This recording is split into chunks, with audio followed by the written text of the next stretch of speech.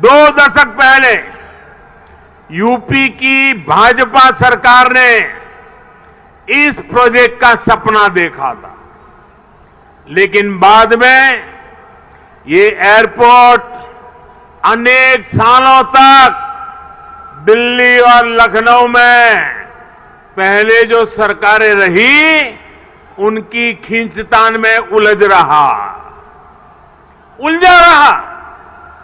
UP में पहले जो सरकार थी उसने तो बकायदा चिट्ठी लिखकर तब की केंद्र सरकार को कह दिया था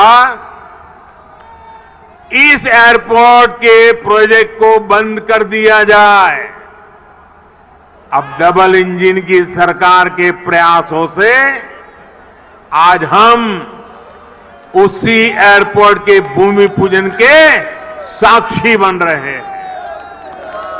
वैसे साथियों, मैं आज एक बात और कहूंगा।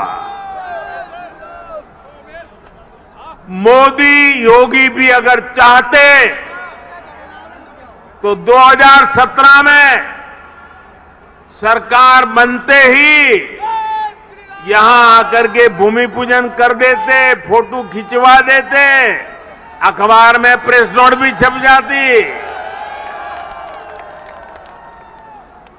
और अगर ऐसा हम करते तो पहले की सरकारों की आदत होने के कारण हम कुछ गलत कर रहे हैं ऐसा भी लोगों को नहीं लगता।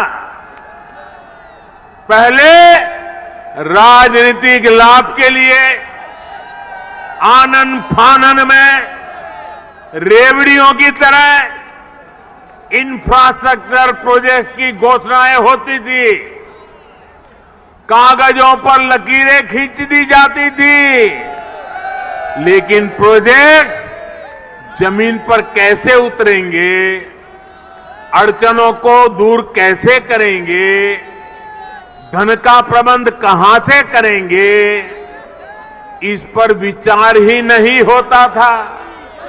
इस कारण से प्रोजेक्ट दशकों तक तैयार नहीं होते थे, घोषणा हो जाती थी।